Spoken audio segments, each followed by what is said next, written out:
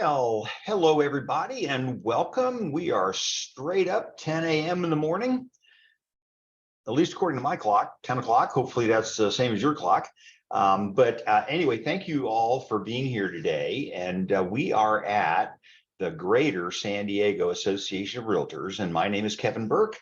And there's my telephone number and there's my email address. And please reach out to me anytime you have a question, anything I can help you with. And I'm happy to do so, whatever that's going to take. So thank you all again for being here. I do have some credentials. It's amazing how many MLS credentials that I have. But on the other hand, I'm a broker in several states. I have a broker's license in several states, and I do teach legal aspects of real estate. I think I put that in there only because this is going to be a rules class. So, and then you can see I'm big into risk management. So that's kind of a big deal for me. And again, I extend my efforts trying to keep people out of trouble. I believe in practicing risk management rather than damage control. Okay, so that being said, we're probably going to be talking about things that are going to appear to be legal. I am not a practicing attorney. My trial work is limited to testifying as an expert witness. Standard of care is my specialty, agent's duties of inspection and disclosure, and market conditions in San Diego. Okay, conversation today is not intended to be a substitute for the advice of your broker, nor for that of your attorney. Please consult with them as appropriate. So, let's go ahead and get all going here. Our webinars are intended to be interactive, and today's topic matter probably more so than any other because there are a lot of things going on out there, and people call me all the time. They say, "Is this a violation?" and stuff like that. So I'm going to give you some clues as to how to handle that. But in the meantime, please utilize the Q&A button to ask questions or offer input. And I do look forward to hearing from you. It helps me shape the direction of our presentation if I've got an idea of what your thoughts are. So Mur, welcome back. Okay, sessions today. So today's the 27th of July, and we are going to talk about rules and also tools. And I find that a lot of people are fascinated by the subject of, what the rules are and who's getting in trouble, stuff like that. Well, we're going to go into the rules, but we're not going to actually call out any names. Okay, so this afternoon, starting at 2 o'clock, we will be discussing MLS searches. And so the 4, 5, 6 perhaps different ways of searching for properties in our MLS, as well as how to save the search. We'll be talking about that and why you have such an advantage by using the SDMLS service over the other services that are outside of the area here. So I didn't put up Tuesday's webinars, and I'm trying to think of what we're going to be doing. I know Tuesday afternoon, we'll be talking about how to read a preliminary title report. And then Tuesday morning, I can't remember exactly what it was, but I kind of blanked them out because I don't have my link yet. So I don't want anybody to get all excited about it if they don't send me the link. So that's just, simple stuff. So I call this MLS week because there's a lot of MLS classes that we're going to be, that we have been doing. We did a bunch of them on Tuesday. We did one of them last Thursday. And so, we want you to be comfortable with your MLS. I'm surprised at how many people are not comfortable with their MLS. So member benefits today, we're going to talk, thank you for joining us, of course, MLS rules. And of course, MLS is multiple listing service, rules, and tools. And so it's going to be not just the rules, because that would probably bore you to tears, but we are going to talk about some tools that will enhance your ability to do well at what you do. And so I always said that because knowing is better than guessing. And so I prefer to know the answer to something rather than figure, just kind of make up something as I'm going along. I know a lot of times people do that. They just make up the rules as they go. I'm going to tell you, it's almost never safe to do that. But sometimes bluffing is not a great idea. So next class is full. Stephanie, okay, if you got a message that said that the class is full, send me an email and then I will get you into that class. Okay. The website shows that the classes are full when in fact they really aren't. So send me an email. I'll get you the link. In fact, sign up for the newsletter, and the newsletter will have the link. You can bypass all that stuff. So thank you, Stephanie. I'm sorry that you got that message. Okay. So whoops. So education, and this is one of the reasons that I really enjoy SDMLS, and certainly the people that are working there, is that we treat it more as an educational opportunity. It's not supposed to be punitive. I know some MLSs are punitive about things, but that's not our goal. Our goal is to teach, and so sometimes we teach something, and then they do it again anyway. It's like a child, and that's when things are going to start getting exciting. But in the meantime, for the most part, we're big into education, and I can tell you we've got some great people in our rules department that are just really kind and really helpful. And they normally, we'll talk about the warning shot versus the actual fines and stuff. So we're worried about data integrity. We're worried about people being able to rely on the information that we put in the MLS for purposes, you and I, for purposes of doing our business. But then it also is a public facing aspect to it. And so we're worried about the public maybe getting misinformation or something like that. And certainly we have our challenges with things. I've as the managing broker here, I get calls from people saying, hey, I bought that house a year ago, take it out, please take it off of the internet. And it's like, well, once we sell it to the third party aggregators or the syndicators, we don't have any control over it. So it can sometimes they continue to market something that they think is going to enhance their value. But that's it's in your listing agreement as well, by the way. So education equals data integrity. We want our data to be relied upon. So where do I find the MLS rules? And so there's essentially two ways, and I'm going to show you both ways here in just a second. One of them is to go to SDMLS.com, which is the way I prefer to do it. And I'm going to show you why. Okay, so let's go ahead. I'm going to pull that up, and we're going to go to what we refer to as the San Diego one page. Okay, so this is the one page. So I've logged in. Obviously, that's the whole goal here, is that I've logged into the website, and it takes me to this page. And the reason they call it the one page is because it's your landing page, it's your home page. And so what ends up happening is all of these things in here are opportunities that SDAR has created to give you benefit. And so, if you're a member of SDAR, obviously you have access to this, but you've got single sign-on. So if you need to go to your zip form program, you click on this button and it takes you to zip forms. If you need to get to Glide, you click on this button. You're not entering in usernames and passwords again. You're not supposed to be. RPR, all these other things, you've already signed in. Okay, so that's kind of one of the benefits of all of this. And so I know that on Tuesday we did Fast Stats and some other things. Fast Stats is one of those rare opportunities where you can actually get in off of the homepage before you log in. I don't know why it's not behind the firewall, but I don't think is critically important. Although we want it to be a benefit of membership, certainly. Okay, so everybody got that. Okay, so that's kind of the whole point behind that. And so what I've done here is I've gone into the San Diego page. So let me take us to our to my start page. So this is SDAR's web page. So this is the one I talked about first, SDAR.com.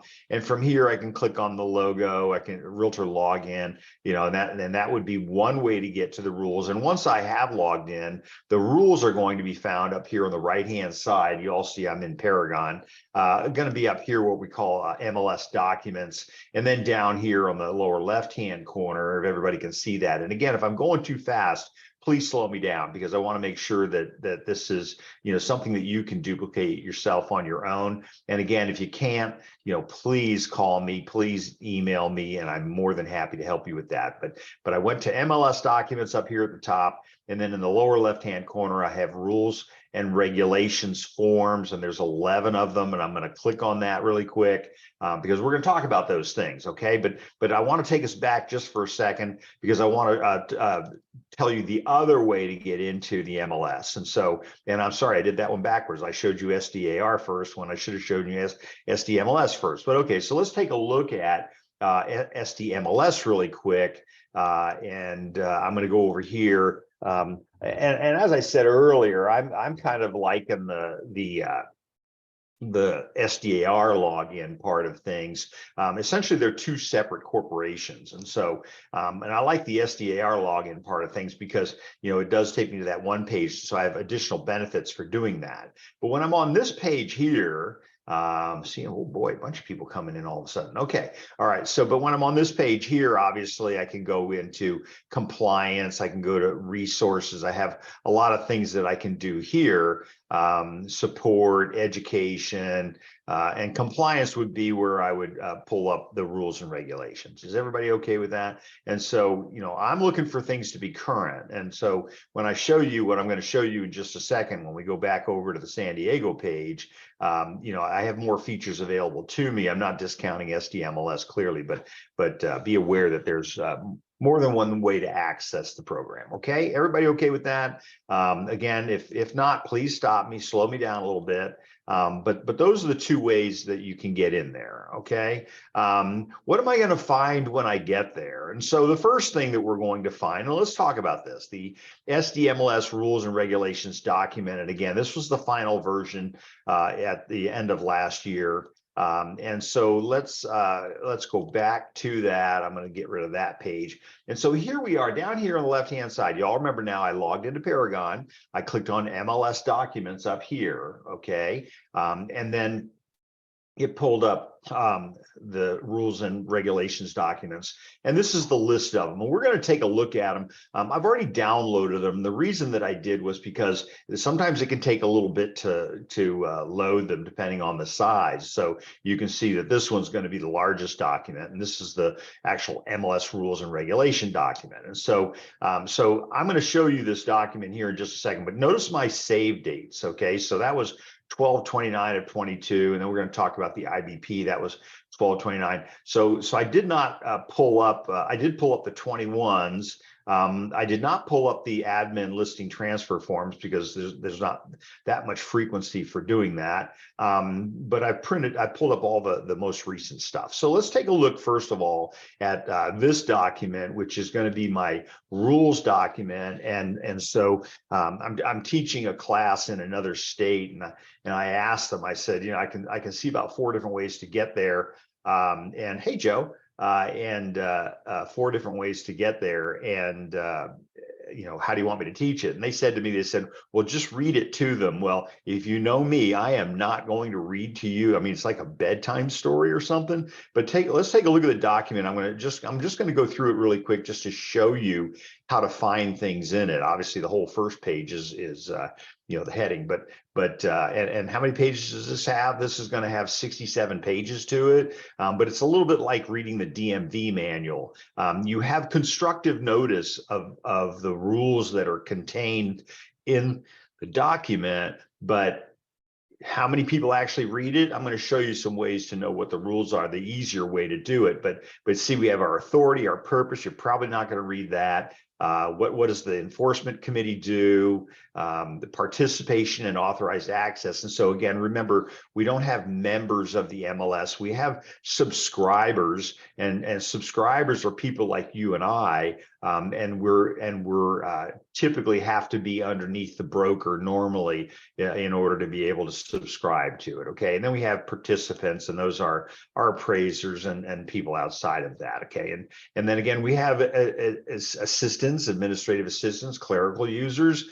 Some have licenses, some do not. If they're doing licensed activities, then they need to be a member of the association. If they're not doing licensed activities, which means you can't put them in there for showing or anything like that, then there's no need to do that. So, and they get their own username and password, they get their own account number, all those kinds of things. Okay, so those are kind of important. So we need to understand those rules. I know there's a lot of people out there who aren't necessarily up to speed on that. You may not share your lockbox key with your assistant. You may not, DRE has got positions on assistants showing properties, things like that. So, and here we have it, the ongoing requirements and notification of the DRE. And I'm really glad that they put that in there. So, so anyway, then we go through, who the brokers are and all that kind of stuff, fees and charges, service fees, et cetera. And again, the table of contents, we're going to get through this pretty quickly. So the listings essentially are subject to the rule, and sometimes this can be a fairly dynamic document. One of the complaints that we'll see a little bit is going to be withdrawal of listing prior to expiration. We're going to see some of the, we're going to talk about some of the attempts that people make to try to circumvent that rule. And why do they do that? Because they it's been on the market for a month, it hasn't sold, and in this market, that's kind of probably about the price, right? And so, sometimes they'll take it out, put it back in again as a new listing so that it'll show a 0-day market time. And we call that a refreshing of a listing. I've seen situations where, teams will exchange them back and forth. And again, I'm not trying to give you ideas, but that's going to be a violation as well. And so whatever people do to try to circumvent that is we're going to talk a little bit about that again today. Okay, so that being said, it is a unilateral contractual offer of compensation. So once you put it into the multiple listing service, you need to be very careful what you put in. You want the commissions to match what you have in paragraph number 3D. Okay, so what does that say on the listing agreement? That's what goes into the MLS, not the total commission. Otherwise, that's going to be a very valuable lesson that when you give the entire commission that you've collected to the seller's agent or the buyer's agent. Okay, all right. Let's see what else in here. Anything else here exciting? Multiple unit properties. I think it's going to be the easiest way that we're going to get to this is when I show you the fine structure, the fine schedule they call it, and that doesn't mean it's a fine schedule. It means it's the fine schedule. Okay, so all right. So anything else in here? Anybody see anything that they want to talk about? I think that's most everything. Okay, so let's go ahead. I'm going to go ahead and VAL policy. What most people don't even know what a VAL website is. It's a virtual office website. Electronic lockboxes, violations. Here's violations. Here's what's going to happen if you do violate a rule. And then arbitration between participants. Non-payment of fees, stuff like that. Okay, so that's pretty much all of that. That's that's just the table of contents. Again, it's 67 pages long. We've gone 9 pages into it already. Everybody okay with that? So what's the second thing that we're going to talk about? We're going to talk about the IBP, which is changes to the model MLS rules. Let's fly back on that really quick. And this is going to move along at a pretty good pace here, folks. So issues briefing paper came out in fall of 22, CAR's MLS policy committee. And so we made some changes to some of the rules, and that's concerning buyer broker compensation transparency. And that's a direct result of the NAR DOJ lawsuit. So again, all this stuff that I've pulled up for you here today, I am more than happy to send it to you. I want you to be well informed. I have it saved as a handful of files. Okay, so what comes in number 3 is going to be my rules and department policies. And again, we're moving pretty quickly through these, but when we get to the fine schedule, I'm going to show you some of the things to be looking out for. So here's the rules and department policies. So, and there's only a handful of them. Okay, so room size dimensions, and again, it probably could say just room dimensions. And so when they're talking about that, they're talking about length times width. They're not talking about height. If they did height, then that would be volume. So length times width gives, it's one of the better features of our MLS. I know that we had some people leaving our MLS for another MLS, large MLS in the area, and then they came back right away. And one of the reasons was because they really liked that room dimensions feature, and the other MLS didn't have it, but the other MLS also didn't have disclosure of the Melrose assessment, which is a statutory disclosure. So your MLS is a little bit kinder, as we say.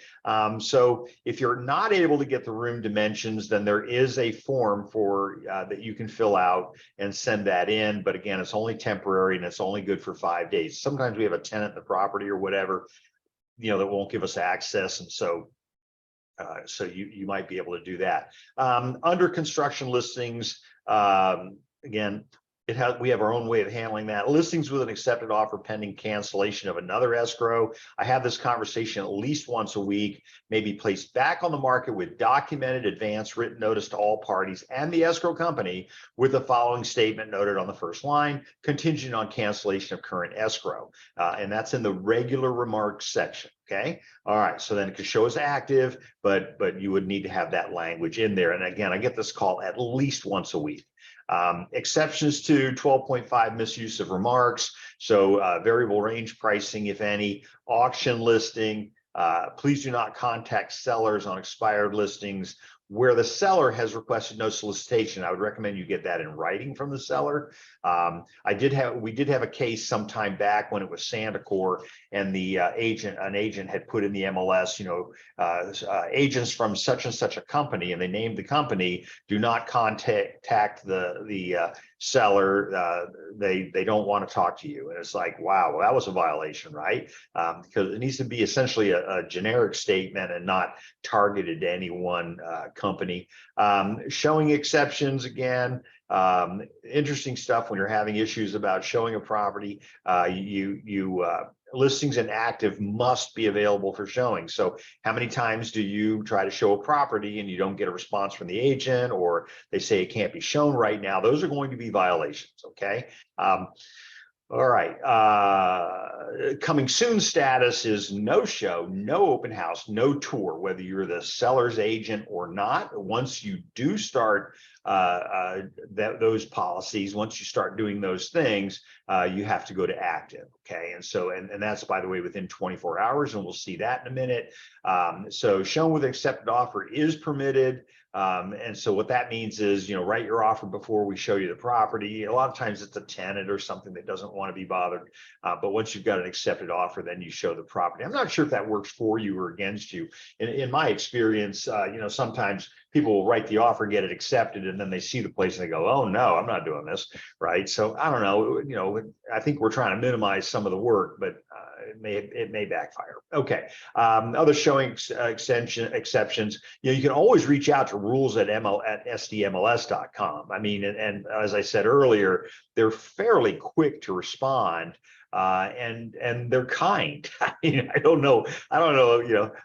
We'll talk about a couple of scenarios where, and it isn't with the current group, but I'm going to tell you, we've had to, lay it down on some people, but most people are pretty good about it. So advertise. And by the way, if you have a question from on something and you don't want to send it to me directly, you can always, please send it to rules at SDMLS. That's the best way to do it. You can always copy me. I mean, I'd like to know, what's going on, but again, I think you're in good hands with our MLS. I really do. So advertising MLS data and the different things that we're going to do in there. We'll talk a little bit about that today. Again, these are all the rules, but I get that. So, but what's the easiest way to look at the rules and find out, we've got to, if we're going to tag you for something, we got to tell you what we're going to tag you for, right? So, okay. So SDMLS rules, quick guide, rules every member should know. And again, when I go back to my page here, we're going down through the list. Okay. We're going down through this list right here. My favorite, of course, is the fine schedule, as you're going to find in a minute. So quick rules. And so where are they? Here we go. And so this is the quick rule section. Have I got it right? Yes, rules everybody should know. And so it talks about, again, it's 60 plus pages, they said, but of course, as you know, it's like 67. So new listings. This is you got this when you got your orientation. So must be entered into the MLS again within 48 hours of obtaining all of the necessary signatures. Okay, so I get that one a lot. And so once you take a listing, once you have all of the necessary signatures. So if it's only one person on title and that person signs it, you're probably okay. But if they're holding it in trust, then you need to have it signed by the whoever has the trust certification. If it is a corporation, you need to have it signed by the statutory agent. I have had a couple of situations where it was the property was held by the husband and wife, and the husband signed the listing agreement. It's in the multiple listing service, and unfortunately, in the process, we find out that the wife isn't aware that the property's for sale. Probably not a really good idea. I had one where the agent lost their license, and I was personally involved in it. It wasn't that I was looking for her license, but the Mrs. Seller had listed the property, and Mr. Seller had not signed it, and wasn't going to, and reached out to me after they got an offer on the property, and he was refusing to sign it, and the sellers and the Mrs. Seller's agent was trying to coerce him into doing it, and so needless to say, the lawyers got involved in that, and that agent lost her license. And I thought, because she knew she only had one signature, so she could enforce the contract against Mrs. Seller, but not against Mr. Seller. I ended up with a listing that, and it was a lot of work. I ended up with a listing, but now the court ordered Mrs. Seller to sign the documents. And so, so it's a little bit different when you got the guy or the gal in the robe, behind you on things. So, and we don't want to go there, right? Because usually by the time you get there, you got a lot of money into this. So needless to say, it wasn't an amicable divorce. So the rule is must be entered into the MLS within 48 hours of obtaining all of the necessary signatures. All the rest of the rules are essentially going to be 24 hours. Okay. So, but you either put it in the MLS within 48 hours, or you send it to rules@sdmls.com along with one of two forms, depending on what the status is. So if it is a realtor member, then they're going to, let me see if I can find it here. They're going to use the CAR form, the seller's instruction to exclude listing from the multiple listing service and days on the market. Okay, so if it is a realtor member, then they would use this form. Notice right here, SDLM. Revised 620, and it says you're a participant in this MLS. And again, this is signed at the time that you take the listing. Okay, and so this is usually the one that generates a lot of questions. So again, please, if you have a question, just put it in the Q&A field. That would be great. It goes through the benefits of using the MLS. Some of this is redundant from the listing agreement itself. Impact of opting out of the MLS. Mandatory submission to MLS clear cooperation policy. And so your MLS does require clear cooperation, so you would not check this box. And it talks about once you start publicly marketing the property, et cetera, et cetera, et cetera. And when we get down to this part is the part that you're most going to want to make sure you fill out properly. So this paragraph 4 applies unless 3D was checked, but that's not going to apply to you, not here. And so it's going to be this paragraph. So you're going to have one of three choices, or one of two choices, actually. The first one is do not market the property immediately. You can start marketing the property at some date in the future. And again, notice it doesn't say 30 days. And I've always said, the law likes a date certain. So you want to use the date that the seller wants you to begin marketing the property. That includes you. So that means you don't market it either until that date. Now, I'm going to encourage you to take listings today that you might not be putting on the market until a future time, only to protect yourself. Because, if you have the start date being that future date, you have your listing agreement starts on that date, right? Then and the seller sells it to somebody else before that date begins, then they don't have to have you represent them, and they do not have to compensate you. Okay, so again, I want to encourage you to take the listing in the here and now, but then if the seller wants it to actually go hot, then on a future date. And I get quite a few of those, and I tell people all the time, I say, you know what, as long as you're not doing any marketing of the property, nothing public facing, you can do intranet, something inside the office, but nothing public facing. Is everybody okay with that? Anybody have any experience with that, plus or minus? No?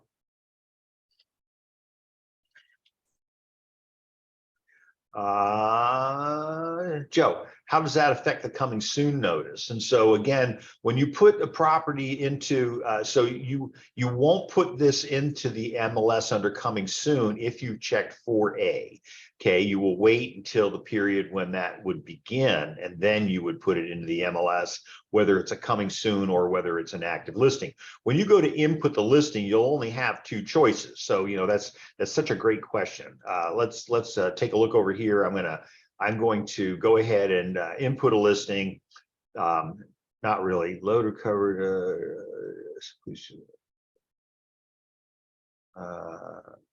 I don't know what that means. All right, let's try it. Okay, here we go. So on my listing, so this is a brand new listing. Okay, see where it says status right here, everybody? When I click on this magnifying glass, that always tells me there's a list. Okay, on the question mark to the right of it tells me what coming soon means, what canceled means, what withdrawn, all those things are going to mean. So when I click on that magnifying glass, you'll see it only gives me two options. One of them is it's either going to be active, or the other is it's going to be coming soon. And so we're going to go deep into the coming soon status here in just a minute, but suffice it to say, coming soon is only good for 21 days. And if you haven't activated it before then, we are going to activate it on the 21st day. Okay. All right. So I just wanted to cover that, make sure everybody understood where we were going to go with that. All right. So good question. Thank you, Joe. So let's make sure I answered it. How does that affect? Yes, coming soon notices. Yes. Once you put it into coming soon, then you've given notice among the other subscribers that you have a listing. They will see it, but it will not go out onto the internet. Okay. All right. So those are my quick guides, and I did start running down the path of the let me finish the SDLM form. So the second part is do not market the property to the public during the entire listing period. And so people say to me, why would we even have such a clause? Why would you even take such a listing?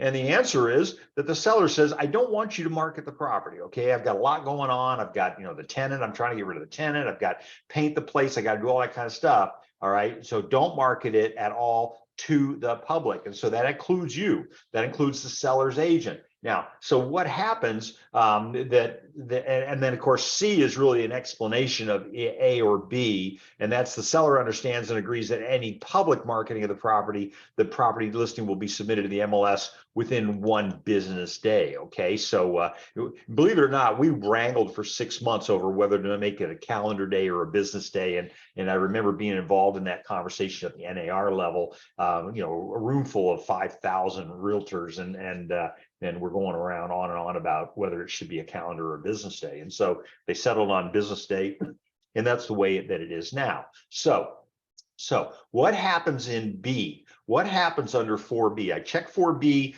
don't market it to the public, period. Okay, that's usually the safer way to do it, because if you do A, then you pick the date, you've got to be prepared to go live on that date, put it in the MLS on that date. Okay, but if you do B, then at any point during the listing period, if the seller sends you an instruction to put it, make it active in the MLS, then you do it then, but you want that instruction to be in writing. Okay, so an email or something. We used to have forms for this. I'm thinking back on the NCR paper. We used to write in, press down hard, bottom copy's yours, that kind of thing. But we don't, the email will be fine. Okay, for us, it's time. You've had the listing for a month, and we've gotten all of our affairs taken care of, and so go ahead and put it in the MLS. So you want that in the email to you. All right, and so once you have that, then you put it in there. You got 24 hours to put it in there. Okay.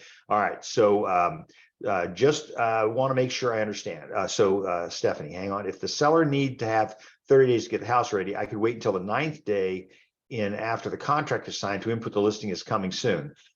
No, if the seller says they need 30 days, then you give them 30 days, right? But at any point under 4A or 4B, if the seller sends you a written instruction to put it in the MLS, then yeah, put it in the MLS. Okay, so Stephanie, your question is actually a really good one. All right, because under either scenario, at any time, the seller has already signed the listing agreement, right? You have all the necessary signatures. So at any point, if the seller says go, then you go. You take instructions from the seller, but you're obviously not allowed to violate the MLS rules, and so you wouldn't be violating the rules if you kept it off the market. Again, they told you 30 days, but then they find out 9 days into it, and I think that's your question. They find out 9 days into it, okay, we're ready early, so they send you an email that says go ahead and put it in on Friday, you know, the 28th of July, and you make sure you print that email, save it in your file, because you could get asked for that later. I would save it in your zip forms program. But you know, because the MLS may reach out to you and say, you know, we're hearing that you had this listing for 9 days. Why didn't you put it in the MLS ahead of time? But then you would produce to the MLS, not to another broker. I've had brokers call me and say, you know, I demanded a copy of their SDLM. Well, you're not entitled to it. Okay, but the rules department is, all right. Okay, so when should we do coming soon? Coming soon is when you're not ready to market the property to the public. Coming soon is when you're marketing, but you are marketing the property to other subscribers of the MLS. So again, a good question. Again, coming soon says that there's a listing coming, but we're not allowed to show it. We're not allowed to do, you know, where were we? We were up here, coming soon listings. I got to get that out of the way there. Where did it go? Showing exceptions. Here we go. Showing exceptions. Coming soon status is no show, no open house, no tour. Can't do any of those things. MLS status must be active to do any of those things. Okay, does that make sense? You may, even as a seller's agent, you may not show it. And I get that complaint. I hear people say, hey, you know what, they're showing their listing, but they've got it in as coming soon. No, there is no showing of the property under coming soon status. Does that help? Good question. That was a good question. Okay, so let's see, finishing off on my, whoops, if it'll cooperate with me, finishing off on my form. Whoops, wrong form. Where did it go? Oh, here we go. Okay, so I'm going to get rid of the listing. Everybody saw what I was talking about there. I'm going to get rid of that. And now I have lost my SDLM. Where did that go? Oh, yeah, that's one of my PDFs. I'm sorry. Okay, so back to my PDF. And this is the bottom. So again, paragraph number 4 on the SDLM form, regardless of A or B being checked, the seller understands and agrees that should any public marketing of the property occur, you know, you put a sign in the yard, you put a sign in the window of the property, that's public marketing. You have to put it in the MLS within a day. Now, sometimes your seller will call you up and say, you know, I want you to do that now. But the seller is not allowed to help you break your rules, okay? Because when you signed up with the MLS, you signed a contract. So your relationship with the MLS is contractual. You signed an agreement that said you would follow these rules. And so if the seller says otherwise, then you could be breaching your contract, and you really don't want to do that, okay? All right. Okay, seller acknowledges, et cetera, et cetera, et cetera. Everybody got that? That's that SDLM form, and that's the one we want you to use if you are a realtor subscriber of the MLS. Now, if you are an MLS only, then you would use the authorization exclude form. For the longest time, this was the one for everybody, but then our MLS said, you know what, use the SDLM, it's fine, we'll take it, right? But in the meantime, people that are not realtor members would, and again, they wouldn't have access to the form, right, if they weren't realtor members, and so they would use this form instead. Okay, that's all. So you're not going to use this form, probably not if you're on this presentation today. You would only use it if you were a non-realtor member, otherwise known as an MLS only member. Okay, everybody all right with that? So we did rules, every member should know. Rules enforcement policy, let's take a look at that. I don't think I covered that yet. I'm going to close some of these windows. Rules, that one we covered. Quick rules, we got into quick rules, but we didn't finish it yet. Okay, so we got talking about the MLS exclusion forms. Again, there's two. One for the realtor members would be the SELM, the CAR form. Non-realtor members, MLS only members would use the authorization to exclude. Okay, they can also submit it online. All right, but I like emailing it because then I got a record of it, and all that kind of stuff. So rules at SDMLS, there it is. Nice people. They don't yell and scream at you, by the way. It's not in their DNA. Mandatory photographs. So this is another. This happens more frequently than not. Where there won't be a photo. Now, remember when we talked earlier? We talked about the integrity of the database. We want to make sure that you have pictures in there. A picture is not just worth 1,000 words. A picture is also representative of your MLS. I mean, I understand the market's moving pretty quickly, but if you don't put a picture in there, we're going to have an MLS full of just blank pages. I always said that it looked like the pictures were being taken in a blizzard. Okay, so the rule is you have to have a minimum of one front exterior of the dwelling within 72 hours of listing submission. So let's take the scenario. Today's Thursday. You're taking the listing today. That means you've got to have it in the MLS by Saturday. I'd recommend Friday because then that gives you the jump start on the weekend. People that are looking for properties the day before.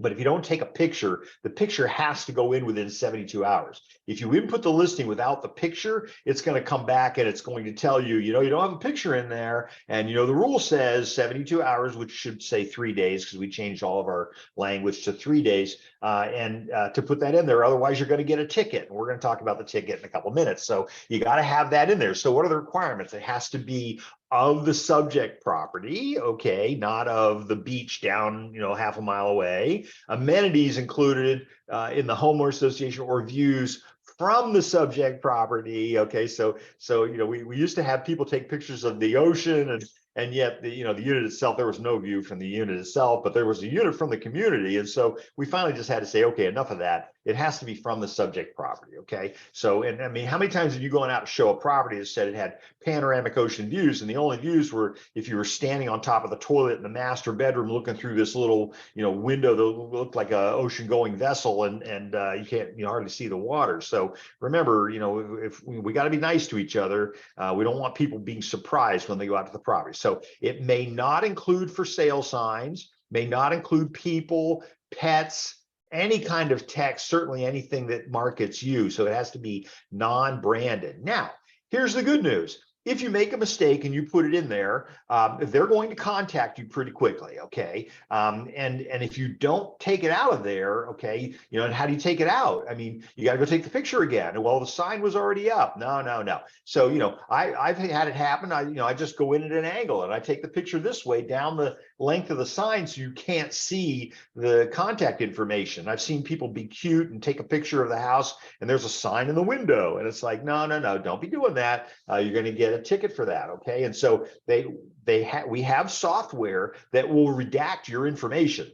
It's ugly. I mean, it's not intended to be the best Photoshop you've ever seen. It's just intended to blur the image. And so you don't want that. It makes you look unprofessional. So again, make sure when you take your picture. I remember there was an agent that when we first started these rules about 25, 30 years ago now, and every time they would sell a property, they would take a picture of themselves in their Mercedes convertible with the roof down and a big sign up says another home sold by such and such a team. That is clearly a violation. Okay, people are in it, signs are in it, it's not the subject property, that kind of thing. So that lasted about 15 minutes. Okay, all right. Room size dimensions, we already talked about that. They're required at the time of entry of the listing. And so there's no grace period unless there's a partial listing and that has not been saved as an active listing and signed a listing ID number. Listing content and fair housing laws, folks. If you're not familiar, you need to become familiar. I think the Fair Housing Disclosure Discrimination Advisory Form,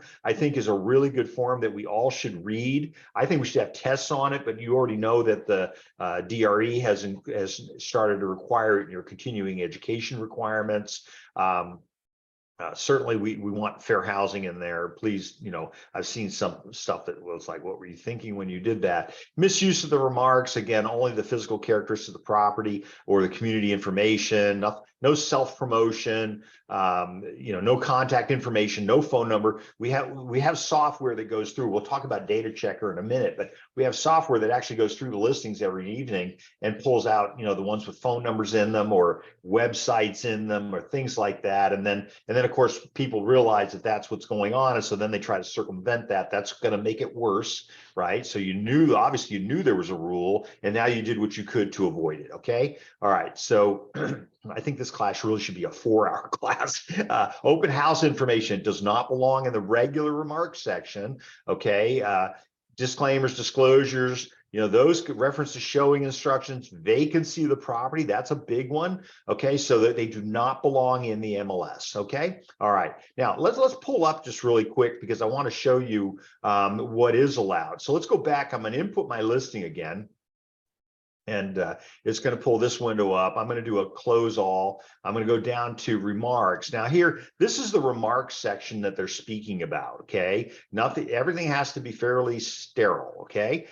Confidential remarks, that's where we can put in things about, the showing, vacancy, things like that. Or, I always, if we have a listing with an animal, I always put dog will bite, because all dogs bite. I mean, we can't ask them why they did. So I don't want anybody to get hurt. Directions of the property, please be courteous. I see it time and time again. People put in their Google it. We got rid of somebody because they just couldn't understand that that's just not nice. So put in the directions of the property. You have a responsibility to cast the property in its best light, and so bring them in from a direction that makes it look good. Okay. Advertising remarks is a place where we can put some things that and again, here's my little question mark, and there's a lot of stuff you can do in an advertising remark. You can put in references to yourself, your website, all that kind of stuff. No self promotion, of course. So but you should read this rule. This is 12.5.1. If you go back into the rules, you'll see all those that are in there. Okay. And so not a required field. It's the field that puts the information that you put in there near your listing. The third-party aggregators are required to put that in there. And that's intended to kind of knock out the photo of the person that paid $750 to have their picture next to your listing, making it look like it was their listing. And so this is meant to clear that up. There's an agent in downtown San Diego. I thought he was quite bright. He put in, please contact official in caps, sellers. He put listing agent at the time. We were calling him a listing agent. And so he made it very clear that he's the agent, not the person with the picture next to his listing. Okay, so I wanted to show you that. Let's head back over to my document. Obviously, you have to say whether or not the property is vacant, but only in the field. Is it owner occupied, tenant occupied, or vacant? Status changes. So remember what I said earlier: 48 hours to input the listing, or to send the SDMLS form along with the listing agreement to rules, right? But everything else is 24 hours. So any status change, 24 hours, make sure you have it in writing, okay? Active status, when you put it in active, you're saying I have a valid listing agreement with all the necessary signatures, okay? And there's no offer with or without contingencies. They added that in there because I've seen agents who still show the property as active, even though they've accepted an offer. The seller has accepted an offer, but the agent, said, well, they still have contingencies. It doesn't matter. If it has contingencies, then it still has to show at that point as either pending or contingent, depending on the status. And we'll talk about that as well.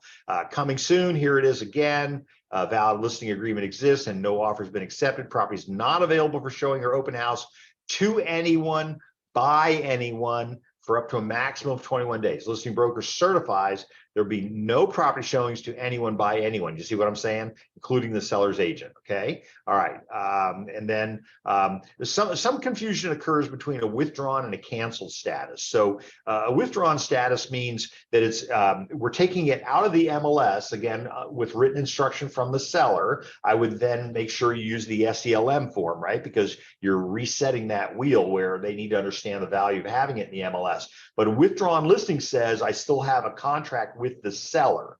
Okay, so you may not solicit a withdrawn listing because there's still a valid contract and you would be interfering with that contract. So you don't want to do that. Canceled is different.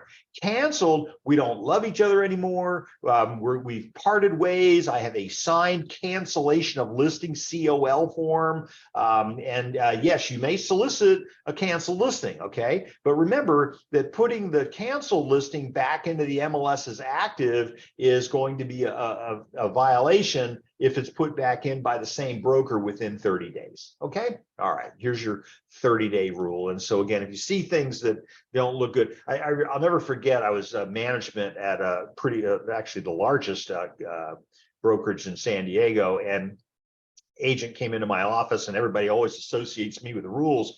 Came into my office, they had printed a copy of the listing back when we had printers, and drawn, red lines all over it, dropped it down on my desk and said, hey, you need to report this. And I go, why? And they go, because there's all these violations in the listing. And I go, why don't you report it? And she says, well, I don't want to be a snitch. And I go, what are you doing to me?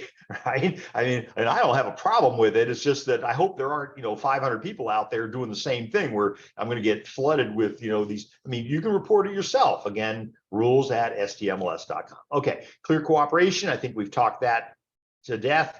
But any public marketing includes all of these things, and then you must put it in within 24 hours. Okay. And then there's the SDMLS compliance page, which I showed you earlier, and et cetera, et cetera. Everybody good with that? Let me see, where was I going to go next? That's my rules enforcement policy. Let's take a look really quick at my favorite subject, which is my here's the enforcement policy. So, again, a lot of the same kind of stuff, but you should read this. And what's going to happen if there's somebody wants to complain about it. Okay, so anonymous complaints, you can submit them, but you got to be aware that the staff won't be able to respond to you, of course. But in fact, I know someone just recently that filed a complaint, or actually wasn't even a complaint. It was just a question, and it turns out they're not going to tell you what they did, but yeah, it was a violation. Okay. So anyway, this explains that. But let's take a look at my SDMLS citation schedule of fines. I call it the schedule of events, but let's go back over here really quick. And so you see it down here. Where did it go? Here, SDMLS fine schedule. And this was updated 1.5 years ago. Okay, so it's certainly one of my favorite documents. And remember what I said to you before, that they can't tag you for something unless they tell you that they're going to do that. Okay, let me just closing a couple forms here. Okay, so what are the ticket items? I mean, there's 3 pages. That's it. But the key at the top: violations may result in a hearing with the possibility of a penalty in excess of the fine, including disciplinary action and termination. So this is the maximum fine, but it's not. It could go higher than that. A second offense of a rule within 1 year, we're going to double the fine.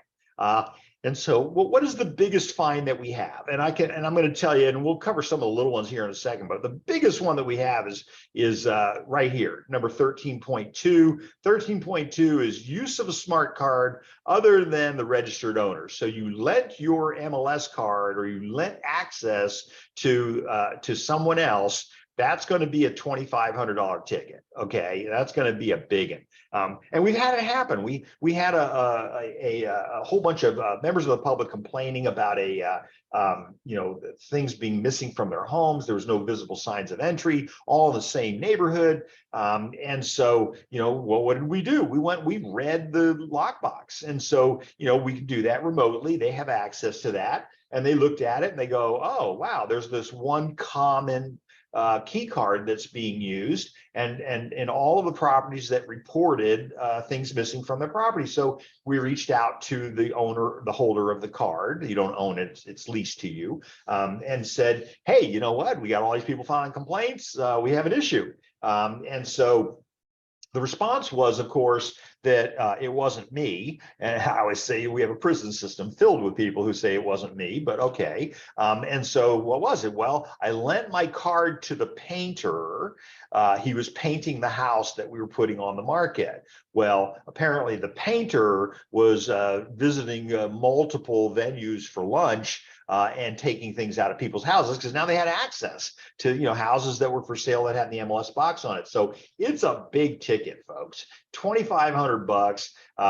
And by the way, in that case, we also turned it over to the district attorney because it's also criminal, right? So we've got $2,500 for the first offense. Okay, and so how much is it for the second offense? It's going to be $5,000. And so, it's interesting, when I was doing the new member orientation, that people would ask me, they say, well, how much is it for the third offense? And I always say, I don't know. No, but everybody always got it after the second offense. I mean, after you got $2,500 plus $5,000. So now you're $7,500 into this excitement. And so what's the next one? We don't know. Everybody kind of figures it out. Okay. All right. So be aware, that's the biggest one.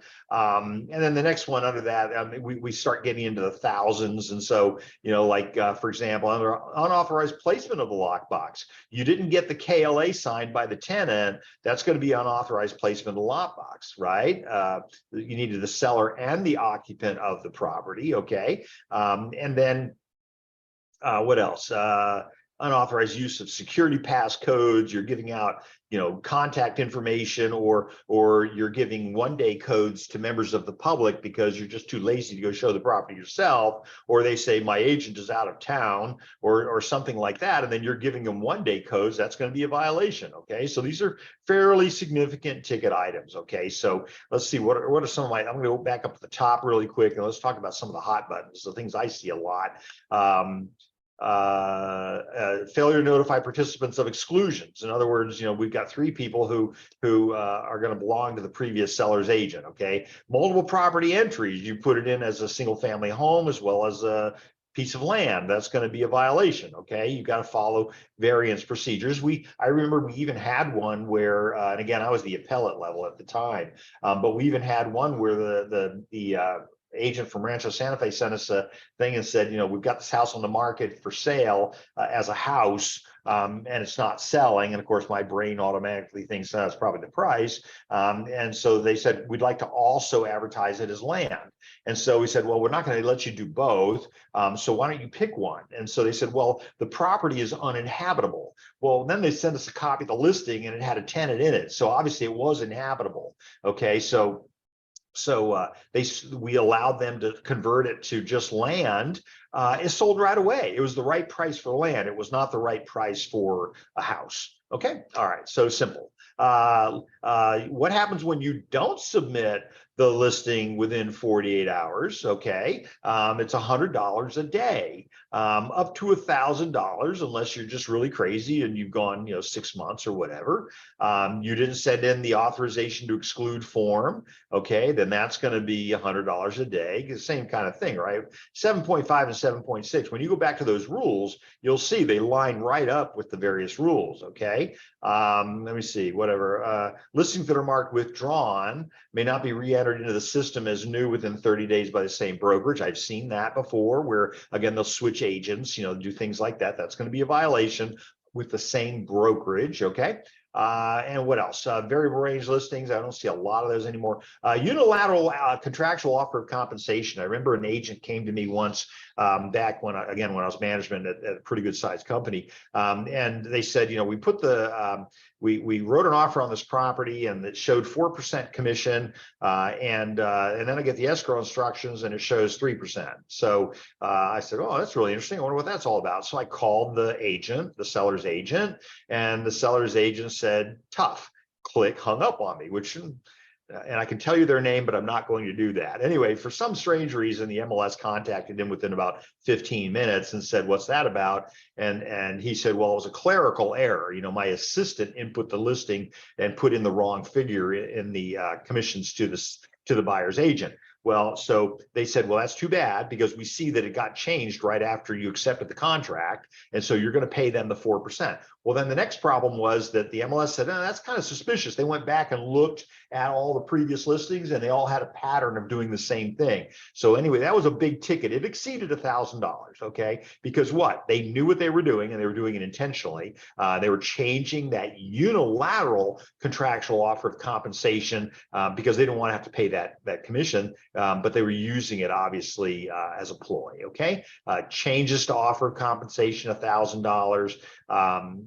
Failure to disclose an interest in the confidential remarks. So, and remember, that's right up there with the DRE regulation as well. I did have one where the seller's agent, the property was held in trust, and the seller's agent, and I represented the buyer, the seller's agent had the listing, and the buyer calls me in the middle of the transaction and says, hey, I just looked up the trust, and the seller's agent is the seller.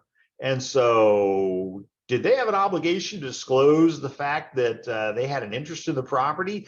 DRE says so, and so they got a ticket for that. That was a pretty good sized ticket because, again, you don't listen. The $1,000 is nothing compared to what it's going to cost you to have the Department of Real Estate investigate you. So you must disclose by law in California that you have a interest in a property, whatever that interest might be. And in that case, they were clearly the seller. They didn't bother to disclose the fact that that as the seller's agent, they were also the seller. This was interesting. Failure to publish all properties capable of being sold separately. So the MLS requires you, if they can be sold separately, then you have to market them as individual properties. Okay, so $100 per property. I see this happen where agents will put in the property into they'll renew the property in the MLS or file an extension, and then oopsies, somebody else lists it as a new listing. So the agent never got the renewal signed by the seller, thinking, well, of course they'll go ahead and relist it with me. Well, the seller had other ideas, and now it's listed twice, listed by you, the former seller's agent, and by a new agent that the seller is now contracted with, and that's going to be $1,000. So make sure you have that written authorization to extend, and we have the forms for you, MT form, modification of terms, right? We have these forms available for you in the CAR library. Failure to disclose the existence of a dual or variable rate commission agreement. So what's that? Well, that's when the agent, at the time that they take the listing, they tell the seller, if I sell it myself, so if I'm a dual agent, then I'll do it for less money. Usually it's less, not more. So, I took the listing for 10%, but if I sell it myself, then I'll do it for 6%. Okay, so now when you do that, you have to let the rest of the MLS understand that is in fact a special deal that you've got going on. So let's go back over here to my listings, and I'm going to go. It's called the variable rate commission. Let's close everybody, and we'll pull it up here, and you can all see this okay. So right here, where is it? Oh geez, my brain had it, but I went to the wrong place. Okay, where is it here? There it is right here. See where it says R, variable commission? So I'm going to click the drop down, yes or no. So if you've made a deal with the seller at the time you took the listing that you would give them a break, then you must disclose it in here by putting in yes. Okay. Now, do you give breaks during the process of offers coming in that weren't agreed to in the beginning? I get that. But remember, if asked, you have to disclose that you've done that. So for example, you call the seller's agent, and the seller's agent says, we have 14 offers. What's the first thing that you say? You say, how many of those are yours? And they have to tell you, okay? And then the next question is going to be, did you give a break to any of those, and what was that break? Because you're entitled to know, because you might change your offer to make it better or worse, whatever, by trying to match that. So they have to tell you, okay? All right. So how many of those are yours? And did you give them a break for accepting that offer? Okay. All right. Failure to obtain written results. Okay. If you didn't have a listing agreement and you put it in the MLS without it, that's going to be Rule 8.1. That's $1,000. You failed to provide written documentation upon request. The MLS reached out to you, and again, they usually give you a little bit of time. Not a good time to commit forgery, but you'll have a little bit of time. Again, 24 hours to provide the documentation they've asked you for. And if you don't provide it, guess what? Not only could it be $1,000, but it could also be suspension of your access to the MLS. So we don't want that. Okay. All right. You refuse to present offers, on behalf of other buyers. That's $1,000. You don't submit the offers. That's $1,000.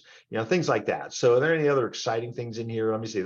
I think all these are exciting, but once again, remember, and we're already almost done with page 2, and there's not much on page 3, but remember they have to tell you what they're going to give you a ticket for. Okay. And so here they do right on this form. All right. Fail to report cancellation of a pending sale. That's going to be $500 maximum, but usually $50 a day. And listen, folks, I know we're all busy. I'm as busy, probably as busy as you are. But you know, I hold my own feet to the fire. And so, and of course, in our office, I hold everybody's feet to the fire. But, you know, and we do, you know, we have identity shares. So we actually can go in and change their listing for them, but only you can only do that within the same brokerage and only within subscribers from the same company. Okay, you didn't report it as a final sale within 24 hours. That's going to be $100 a day as well. Okay. All right, 10.4, you mark the listing as canceled. You may not re-enter it into the system for 30 days by the same brokerage. Again, that's going to be $500. Media must be of the subject property, view from the property or the amenities. Written permission is required. I had I was representing a real estate attorney up in Vista, sold his house, and then another broker from the area started sending flyers around about the house that sold, and they used my pictures from the MLS. So the seller, again, an attorney, took umbrage with that and went after the agent. And so the broker actually went after the broker. And so there was a lot of running around on that one. And it did not turn out well for that other broker. So again, the seller was an attorney and a broker. Okay, what else? Anything else in here? Failure to submit my photograph. Here it is within 72 hours, going to be 150 big ones. Improper placement of for sale signs on a property, $250. Improper sold. I had a call last night, not a call, but an email last night from a title company of all people that asked me whether or not the buyer's agent could advertise that they had sold the property. And so it was interesting in the exchange that went back and forth that they actually identified the answer themselves, that they could advertise that they brought the buyer into the property, but only the seller's agent can advertise that they sold the property. Okay, everybody good with that? All right, so that's my schedule of fines. And so, you know, it just doesn't get any more exciting than that. I think you should spend a minute to read this. Again, where do I find it? I'm going to find this under my MLS over here. I'm going to go to my MLS documents, and here it is, SDMLS fine schedule. It's a really fine schedule. Okay. All right. Good. Well, you're all doing good. Okay. So let's go back now. Number 7 is, again, my MLS only authorization exclude. I already talked to you about that. The realtors will use the SELM form. And then finally, under this heading, the residential style definitions. And so, and I think we missed the boat on this, because I do get people that ask me about that. You know, what is detached and how does it differ from attached? Well, detached has no common touch, right? So neither the residence nor any attached garage shares a wall with another property. Okay, if it shares a wall, it is attached. Okay, and that also, by the way, includes zero lot line. If you haven't experienced zero lot lines, that's normally like Harbor Point up in Cardiff, or on Carlsbad off of Poinsettia and I-5. Those properties are, you know, subdivision homes in a row. You know, you own the property up to the neighbor's wall on one side. Your other neighbor on the other side owns the property up to your wall. No windows on those sides, by the way. And that's an example of a zero lot line. Okay.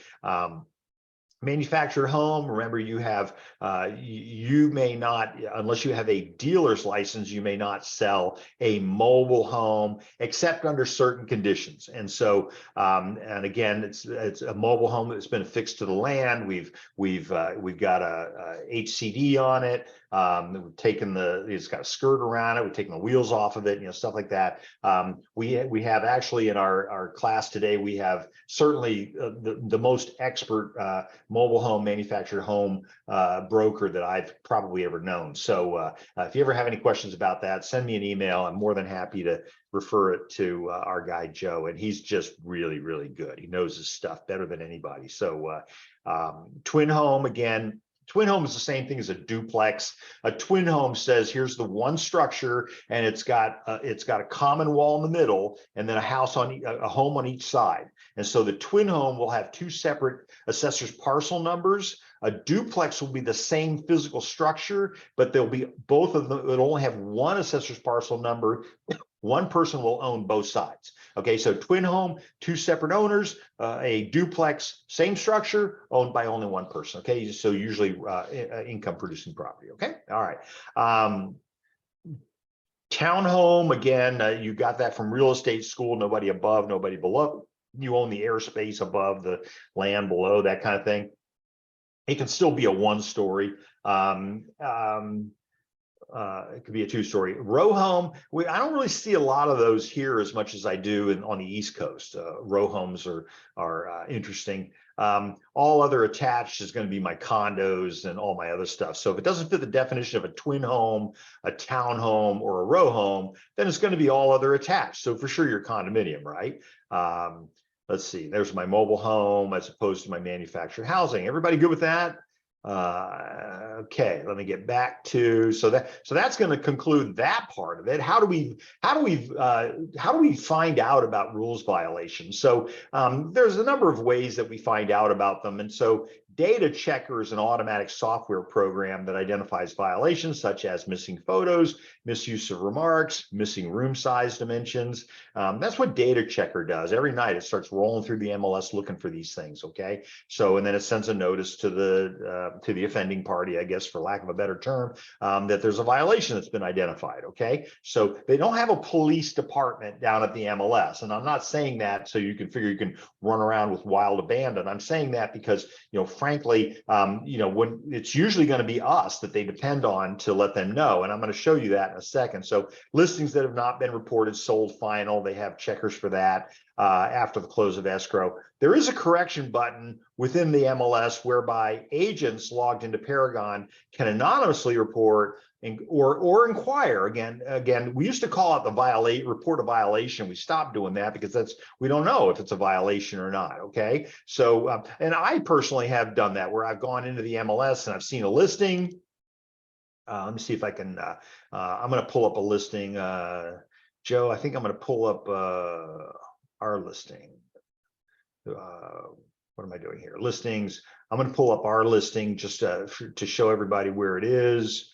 That's not what I was looking for. Here's a listing that we have. So I'm going to pull that up. That's probably the best way. So when you look at the MLS, you'll see, well, of course you won't see it here, will you? Because I got to give, here it is. Can I save that? What's the address of this thing? 68 Decker. Okay, so this is a really nice listing down in San Diego that we have active. So here's the listing. Now notice up here on the top where it has that red button, when I hover over it, it says correction. So again, I'm going to click on it, okay? Can everybody see that? I'm going to click on the button, and now you can see the window that pops up. Notice there's no to, there's no who you're sending it to address, right? It's literally, it's going to go to rules@sdmls.com. They're your friend. And I have used it before, and I have sent in things saying, I don't know, this looks awfully funny, right? I'll frequently get an email from people that will say, brand new, not in the MLS yet, and I'll just right away report, I'll forward it on to the MLS. The MLS will call the people up and because they're going to look first, because remember when you either put it in the MLS within 48 hours, which they just said it isn't, or you sent the authorization to exclude, or you sent the SELM form to the rules committee, right?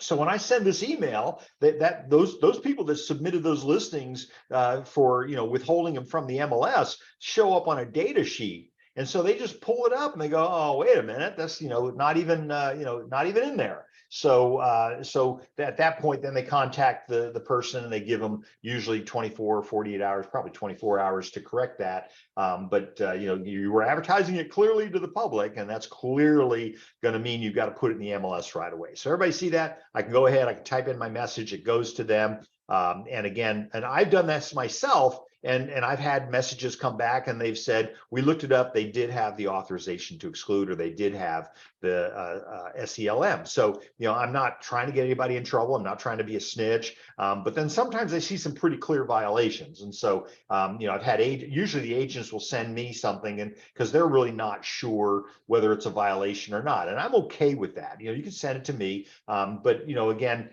copy rules, or I'll, kick it up to rules or whatever. But we need to keep the database, the integrity of the database needs to be good. Okay. All right. Good. So we talked about that. So again, that's my corrections button. And it's anonymous. When we say it's anonymous, obviously they know who you are, right? The MLS does. But they don't call up, if there is an offense, they don't call the offending party and say, hey, guess what? Guess who turned you in? That's not how they operate, okay? It's not how they're going to do that.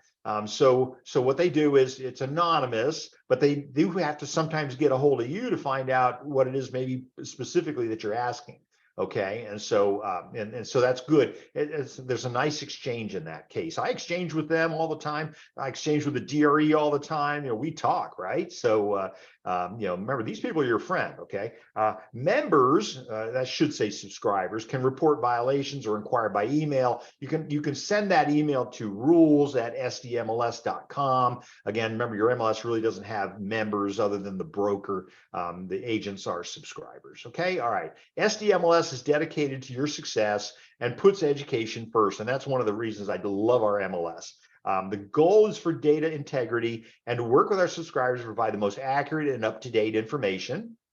I agree with them. I think you should do a quick inventory of your listings to make sure that you're not going to run into the top 10. We're going to talk about the top 10 right now. So what are my top 10 MLS rules violations? And I'm overrunning my target now, so I may end up having to slow down. Anybody have any questions so far? I'm going to use that as an opportunity to get a drink of water. Anybody have any questions about anything so far?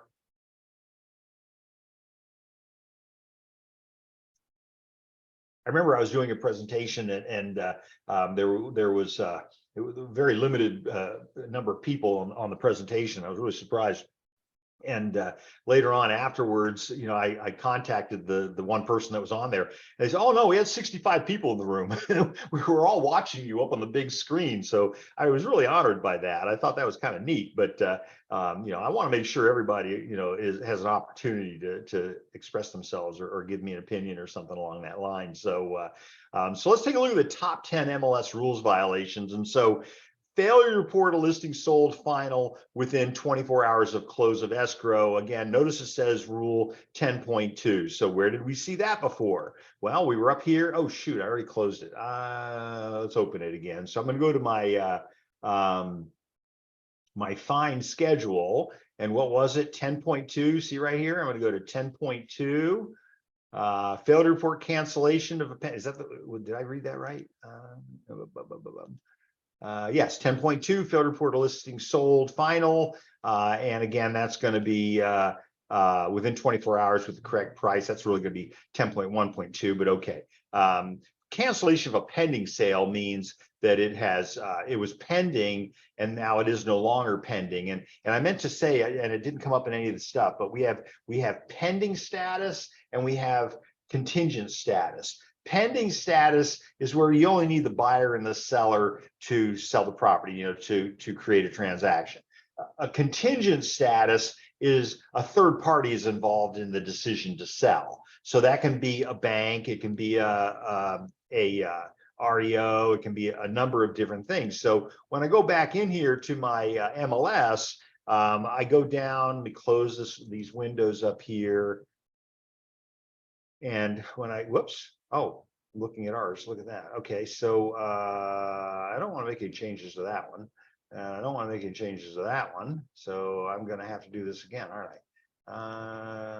Rats. Yeah, I did need to do that. So let's start a new listing. Here it is again. Don't you like that? I got all these new listings in here. Thank you to our MLS for being so understanding. I'm going to go to my remarks section and I'm going to scroll down here and I'm going to get down to my mandatory remarks. So right here are mandatory remarks required. They won't let you save it unless you click on it. Okay. Here's my magnifying glass, gives me my possible mandatory remarks. Again, short sale approval, REO approval, lease options maybe. By the way, lease options, probably depending on the circumstances, should be recorded to protect the buyer's interest in the property, the tenant buyer.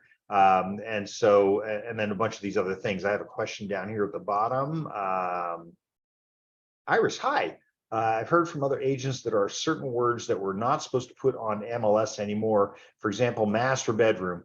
Yeah. Okay, yes. So across the country, and again, I'm on NAR's Risk Management Issues Committee. Across the country, we have decided not to use the word master bedroom anymore. They probably took their lead from California, but not to use the word master anymore because they thought it had connotations equivalent to slavery, or this is one of the reasons why CAR changed landlord. The landlord tenant is now the landlord, now becomes the RPO, the rental property owner. And because we don't want the agent to be the owner, we changed the agent to the housing provider. So yes, across the country, we have chosen to not call it the master bedroom. And so I don't think that that's in here, but please let me know if I'm wrong, Iris. Features, did we do it in here? Yep, you're right. Look at that, master bedroom. Okay, looks like we're gonna have to change that. Okay, I'll try to kick that one upstream, but you can always, I wouldn't call it a rule violation, although it probably is going to become a rule violation, but that's a really good question, Iris. Thank you. So yeah, we're still calling it master bedroom, and across the country, we've changed that terminology. Every time we change one of these forms, it costs us like 90 grand. So, but we're going to have to do that. You're right. Do you have any insights on these new rules? Is there an official document that we can find online about this? It'll be the briefing paper, so you could go to the NAR website, and if you're on the committee, it's easier for you to get it.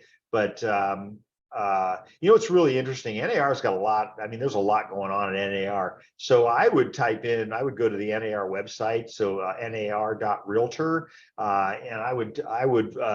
So if you go to nar.realtor, because remember they purchased the .realtor name.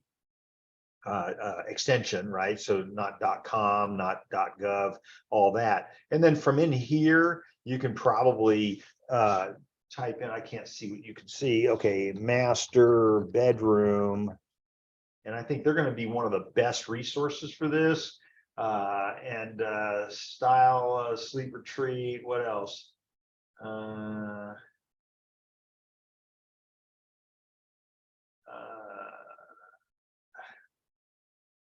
I'm not seeing it at first blush.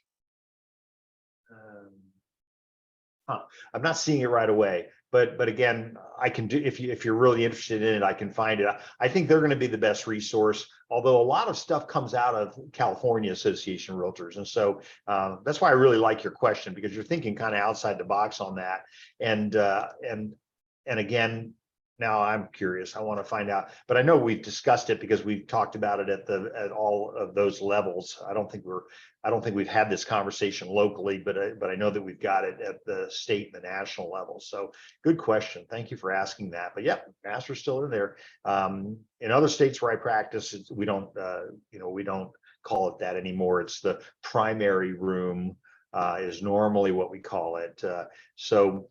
Good question. Thank you for that. Good question. Okay, all right, back to where I was. So that was the most frequently violated rule. Okay, what's the next one after that is report, and this is an interesting one, reporting inaccurate buyer's agent.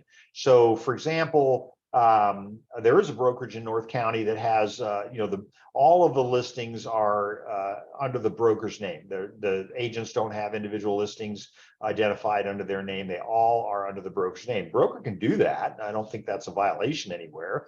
But of course, they must have a contractual relationship with their agent that explains that to them as well, because you don't want any disputes from your agent on that issue. But team lead's a little bit different, right? So where I've got 10 agents underneath my I'm not the broker, I am a team leader. And the reason I like the question is because I know that the Department of Real Estate has been they've been researching teams, so that AVID form, and I talk about this when I talk about the TDS, SPQ, SPQA, and the AVID. That AVID form on page 3 is a box to check and for the person to sign who actually did the inspection.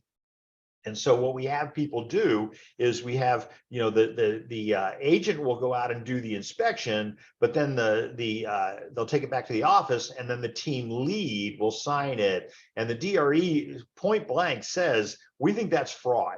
And I'm thinking, wow, I hadn't even thought about that. But because it says right in there, the agent that performed the inspection, and frankly, agent should be uppercase A. It should be the agent is actually the broker. So that's again, a comment made by the Department of Real Estate in a meeting that I was in. And so yeah, I'm kind of thinking that's a problem, right? So, but reporting the team lead as the buyer's agent may be incorrect. Okay, and notice we've changed that. It used to be referred to as the selling agent. Okay, all right.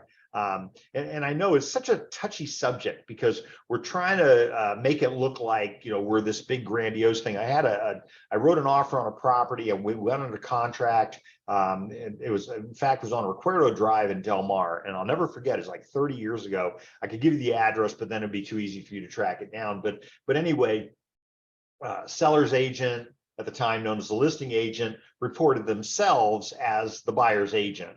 And so I called them up, and we were in the same brokerage, and I called them up and I said, and we're both salespeople, we weren't the broker. I said, hey, you know what? You need to give me credit for that. And so they said, go pound sand, essentially. Really? And so I don't know how, but the MLS called them about 15 minutes later and said, did you bring in the buyer? And they said, well, no. Well, who brought in the buyer? Well, Kevin brought in the buyer. And so, okay, well, then you need to put Kevin in as the buyer's agent. And so they did, of course, because that's the MLS telling you to do that. You need to do that. And so they went ahead and did it. And so, I don't know what, closed the transaction. About 30 days later, I go back into the MLS, just kind of looking around to see how my production looks. And I see that they changed it back to their name. Well, needless to say, that was a really big ticket. Why? Because they were told to fix it, and then they unfixed it 30 days after closing. And so the MLS, you don't think the MLS has personality. They were really angry. So, because you were told not to do that. Okay. So what does that translate to? That translates to, again, deception. But what happened was, that's what created the new policy right after that happened, so that now once you report the transaction as sold, closed, sold, whatever, you may not change it. And so the only way for you to change a listing is to contact the MLS and see if they'll change it for you. And so I always tell people, before you close your listing, make sure you review the contents of it to make sure that it is complete, right? To make sure that, and it is accurate. You should be doing this all along, but boy, if you miss something, you're going to be in harm's way, because you reach out to the MLS and say, I really need you to change this. The MLS says, hey, you know what? We don't work that way. So, you have a violation, and then we'll change it. But so anyway, be truthful in all things. I just don't think that's that complicated, but be truthful in all things. Okay. And so, we got people that are they think they're smarter than the widget. Okay. All right. So that's number 2 most common violation. Number 3 most common violations, including branded media in the virtual tours and photos. And again, that's going to be 11.7. So, for those of you keeping score, here's 11.7. Media must be of the subject property. Again, $500 ticket. A view from the property or the amenities, not a view from, the corner or something like that. So that's the 11.7.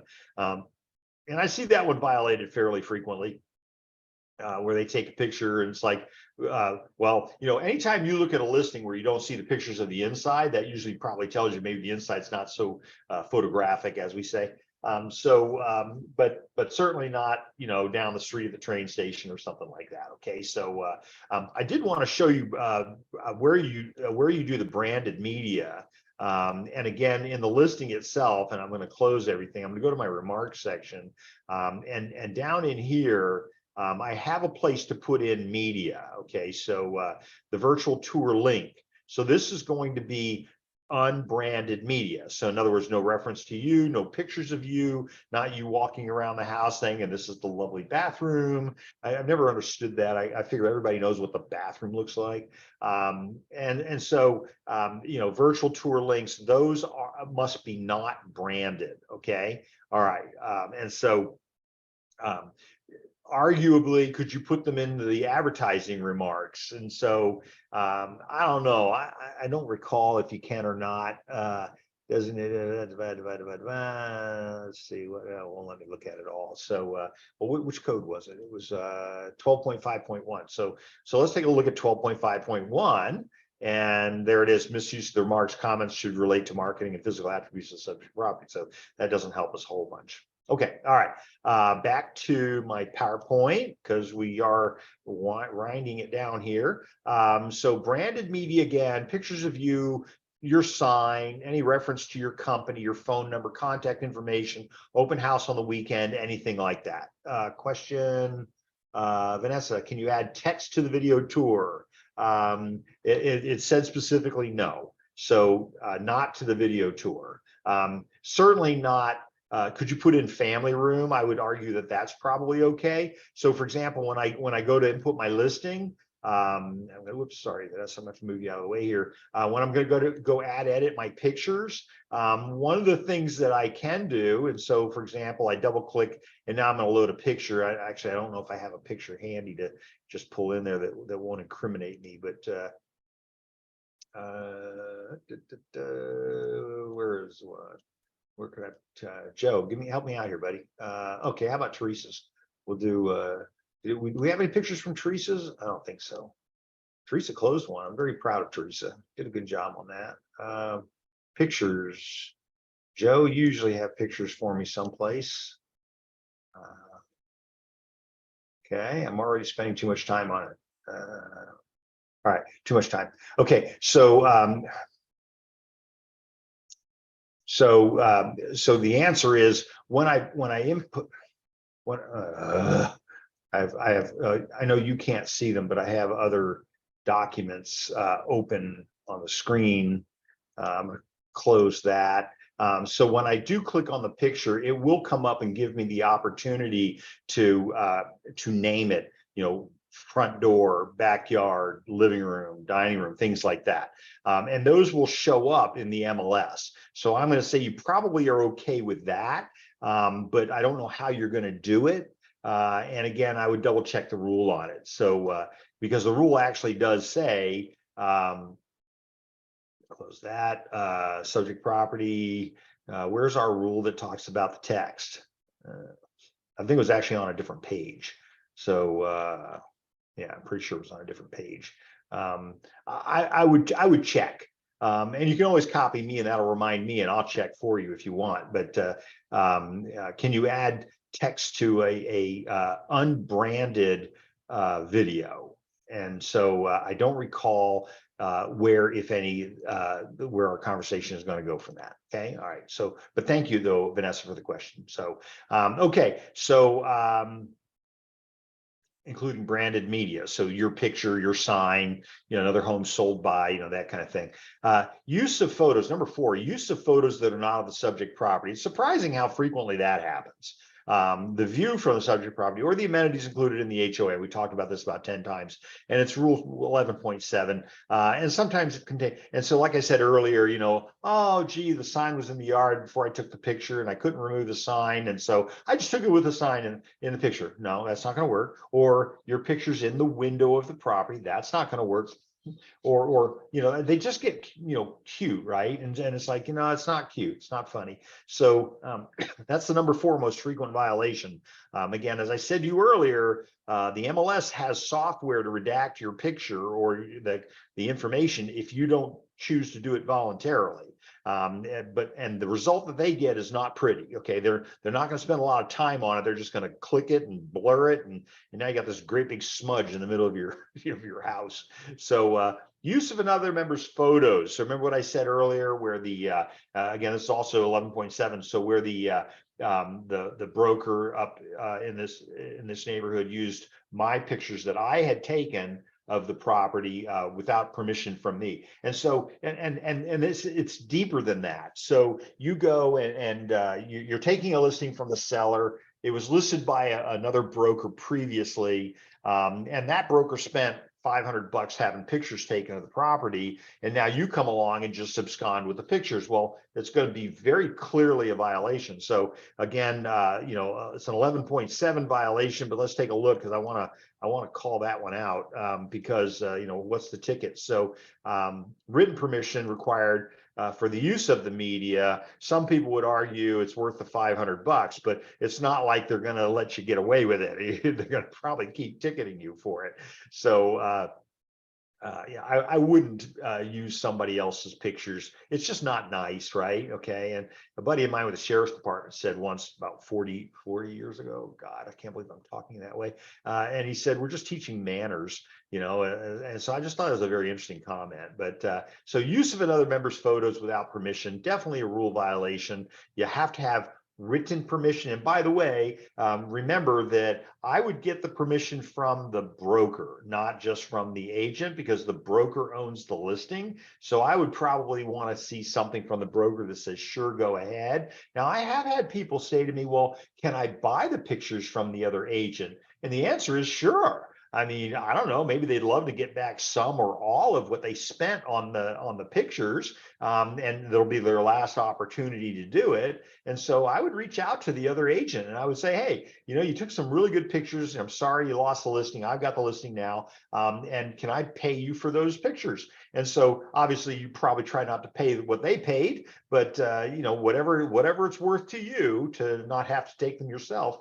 I think you're probably going to end up with the same bill. I'd probably have your own taken, but again, clearly, if you're going to buy them, make sure you get something in writing that says that they're giving them to you for fee, and that they don't expect any compensation, or they're clearly not going to report any kind of violations over the use of the pictures. Okay, so all right, number 6. Misuse of the public remarks and the supplemental remarks. So again, references to open houses, clearly references to vacancy of the property. And people ask me all the time, say, why can't you put in that the property's vacant? And the answer is, well, because now you're inviting vandalism, or you're inviting people moving into the property. I had a call yesterday from a broker who said, we have this listing and these people just moved into it.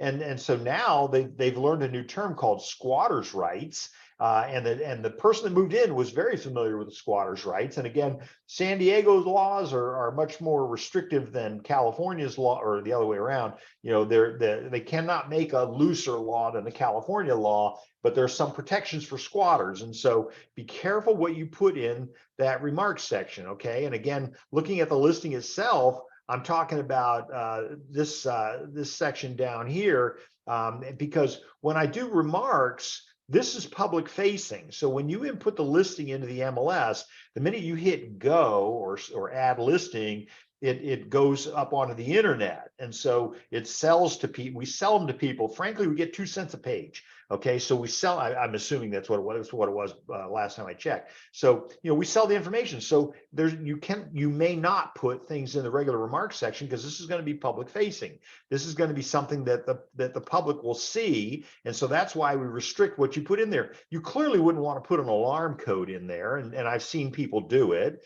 And I remember in my new member orientations, I talked about the agent that put the alarm code mistakenly in the remarks section, and it was on a property in Rancho Santa Fe. And so the owner, who just happened to be an attorney, took offense at that and said, you just published my alarm code to the world. And so I wouldn't do that, right? Again, that's going to be a ticket. Misuse of the remarks, $500. Okay, maybe you don't care, but at the end of the day, be careful what you put in the remarks section. So open house, no, you may not put information about live open houses in the remarks. Now, if you want to put something, those things that we just talked about are all things that are more appropriately found in the confidential remarks. Okay, so restrictions on showing, or please contact Pamela directly. Confidential remarks, only you and I see that. And why is that important? It's important because when you and I share data with each other, the assumption is that we are there under restricted access. The public doesn't have access to confidential remarks. When do they have access? Well, they do have access when you give them your username and password. So remember, $1,000, okay, and I've seen that violated. I've seen people get tagged on it, and sometimes that will go 3 times. And so I was management with another company, and one of our agents just kept making the same mistake in the MLS. And so at a certain point, the MLS just contacted them and me and said, you're cut off. And so, they take that decision very seriously. Why? Because, they don't want to cut, it's your livelihood. They don't want to cut off your MLS access, but this individual is just not getting it. And so, the irony of the whole thing, if for lack of a better word, was, they didn't want to pay the penalty, so they appealed and they said, what can I do? And so what did they make the agent do? They made the agent sit through one of my classes on the MLS. And so, and I thought that was fitting, right? Oh, by the way, it was a live class, so I was in person standing in front of them. So, I knew very well that they were paying attention. And so, some of the things I was talking about were the very things that they had forgotten that they had gone through. So be careful. The remarks section is the same as the supplemental remarks section. I don't know why they're in 2 separate places here. Okay, so the remarks is number 347, the supplemental is 338. I don't understand why they have all these things in between them. I think the remarks should be followed immediately by the supplemental remarks, but what am I going to say? But they have the same effect. They are public facing. So when I look at a listing, when you go to your open house and you're handing out copies of the MLS because you don't want to spend money on flyers, right? And you give them a full agent handout, you are giving them confidential information that is a violation. Okay. And I do report those. So I'll see the brochure box, I'll pull up and there's a full agent printout. And I had an agent come to me, excuse me, and say, hey, why can't I give it to them? And I say, because it contains personally identifiable information. And the agent said, yeah, well, I want that. And the answer is no, because it contains other information that we don't want the public to see. So the public sees what we allow them to see. And when you hand them a client handout, now you're compliant. That client handout has redacted the alarm codes, the confidential remarks, and things like that. Whereas the agent handout gives them everything. And if you're handing them an agent handout, you're not just breaking a rule, but you're also putting people at risk. Okay, so I know Linda's house has alarms on it, and I can't sneak in and out. But at the end of the day, she likes to think that when she turns the alarm on, that she's safe without a bunch of noise. If there's a bunch of noise, then she knows that maybe she's not safe. There's a threat. So, but now if you've given the alarm code to a bunch of people, like by handing them a full printout, then you're gonna have some issues. And so when you send listings out of the MLS to your client, they go out as the oh, that's funny, look what I did up there. So they go out as client handouts. If you do anything to circumvent that, then it's going to be a violation. Okay, so again, I've heard people say, well, I told my client to contact the seller's agent directly to get access to the property. Isn't that what the 1-day code is for? No, it's not. Okay, the 1-day code is for letting contractors into the property, people that are working on it, things like that, perhaps agents that aren't subscribers to our MLS. And I always, person calls me up on the phone and says, I'm so-and-so, and I'd like to show your property, on Decker Street. And I go, okay, and who are you again? And you'll usually tell me, and then I'll say, what company you with? And they'll tell me, and then I'll say, what's your DRE number? And that's usually gets them, right? Because they don't know their DRE number. Or what's your MLS subscriber number? I happen to have the MLS open in front of me, and I'll go ahead and look you up real quick. And they go, got to call you back. And that's the end of it, right? Because it wasn't an agent. It was somebody purporting to be an agent. And so I just ask key questions, and then I find that they give up the ghost because it's probably not worth the effort. But I certainly don't want them going through, our client's property as an individual without a license. They need to be accompanied by an agent. So please do not give out 1-day codes to your client. And I see that happen too, where the agent calls in, gets the 1-day code, and then gives it to the client, said, just don't tell anybody I gave it to you. Well, and then that stuff shows up missing. And so again, violation, absolutely. Is it a problem? It sure is. I want to make sure that you and I don't go down that path. Okay, so So careful what you're putting in. Your remarks section is public facing. Your advertising remarks clearly public facing. No references to another company, and no slanderous comments or anything like that. We have had people put in nasty stuff about other brokerages, and so that's just going to be a big ticket right away. In addition to be an NAR code of ethics violation, it's going to have some challenges too. It's showing instructions. It's a required field. It is not public facing. Supplement is public facing. And I find too that, by the way, you had what, 1,600 characters in the remarks section, and then you had another 4,000 characters in the supplement. And I never see the supplement get used. And yet it's like, you can't say something nice about the property, because I know personally that I'm going to use up the 1,600 spaces pretty quickly, right? Because I teach sales and marketing for the real estate professional at UCSD, and so guess what? I can, I have agents that will give me the listing, in our company, and I'll write it for them without even having been there yet. Well, I need them to proof it, of course, and make sure that it's accurate and all that kind of stuff. But we need to make sure we get it done right. Okay, so the public facing stuff, you got to be very careful about that. You do have a field down here. Is it occupied? And so your answers are going to be either owner, tenant, or vacant. And if you put in vacant, which is a possibility, then obviously there's no phone number to put in there, right? But if you put in owner or tenant, then you'll have a requirement to put in a phone number. And so again, here you can put it is not public facing. Remember, vacancy of the property is inappropriate to put it in the MLS. Okay, everybody okay with that?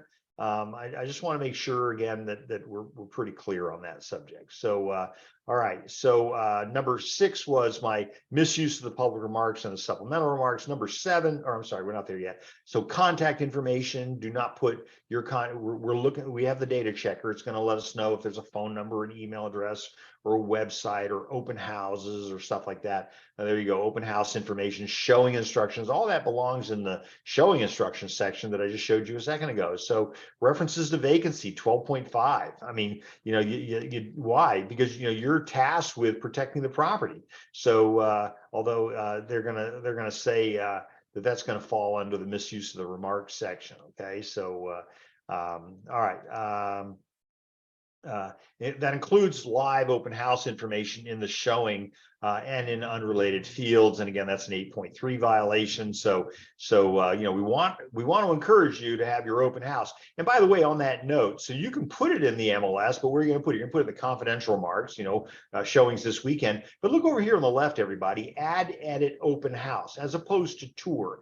Add edit open house. You can put your listing in as an open house, right? You click on that. You could have a live stream URL if you're going to do that. There's a really good broker in town that does that very effectively. So when are you going to hold your house open? Well, I'm going to hold it open on the 29th, and it's going to be from 1 until 4. I actually have one right now where the agent's holding it from 12 until 4. And by the way, that's on a Saturday.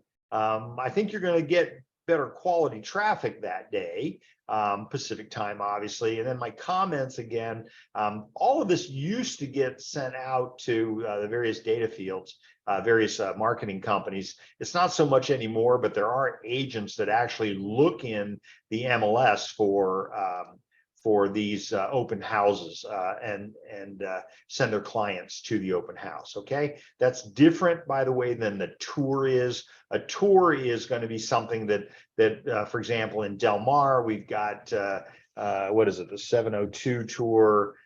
So that's going to be which one, the G number. So this one here, so that's the tour group. Okay, so that's tour is among the real estate community, not for members of the public. And so please don't send your clients to what you know to be an MLS tour versus a regular open house tour. Okay, all right, so that's easy enough. We're covering a lot of really good stuff here. So that's the information in showings and in related fields, misleading showing instructions. And so we do see people say, call for appointment, but the property really isn't available. So if you call in and they see, if it says call for appointment, you call in and they say it's not available until Wednesday, that's going to be misuse of the showing instruction. So would you please report that? Either hit correction or send me an email. Okay. And then number 9 is inaccurate residential style. And so I just want to talk about that just for a second, because we've got that here. This is that other, if you remember correctly, what we were looking at. I know I'm flying through this stuff, but remember when we pulled up the MLS rules and regulations down here, it says residential style definitions, and they've updated those. So I wanted to show you that just really quick, and here they are. We talked about them already, so I'm not going to talk about them again. But if you're confused as to what style is what, and this doesn't answer the question, give me a call, send me an email. All right, I want you to be okay. Okay, that being said, that's my inaccurate residential style. Attached townhouse entered as a detached property.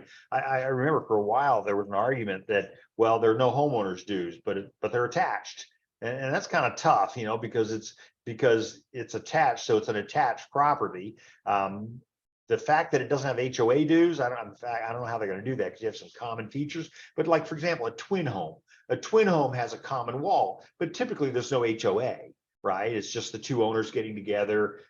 We have a lot of them in Carmel Valley. We have a lot of them in Pacific Beach. Insurance becomes an issue because you're attached, and so frequently, one person will carry the insurance on the property, and then the other party will pay half the bill or something like that. So that can create its own sets of challenges. All right, so but that's welcome to San Diego. Okay, all right. Okay, that so attached townhouse entered as a detached property. I would not do that.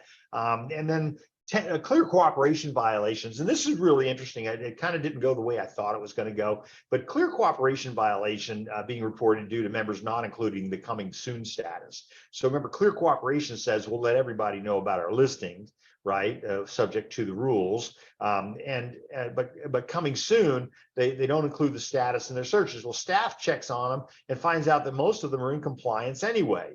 And again, that's a 7.6 violation. And so flying back up to 7.6, there is no 7. Oh, there we go. Okay, that's out of order. Failure to submit the authorization exclude form signed by the seller within 48 hours. Okay, so the SALM form is signed, needs to be signed by the seller. So that's a 7.6. Okay. But staff is finding that they are in compliance. Okay, that they actually have the listing, they just don't have it. They can put a sign up on the yard that says coming soon, but they may not even show the property. Okay, so are there any questions about anything that we've covered here today on the rules? Looks like I'm going to get us out a couple minutes early. So we've talked today about the MLS rules and the tools. So a lot of things that you might not have known before that hopefully help improve your business. That's kind of our goal, and certainly that's the goal of the multiple listing service, is to improve your business chances. And again, I always say, because knowing is better than guessing, and I just think that's the way to go, right? So if you don't know and you tell people something that you really didn't know, that's called negligent misrepresentation, and you don't want to do that. So if you don't know, fess up. I do that all the time. I send out a compliment first. That's a really good question. Let me find out and I'll get right back to you.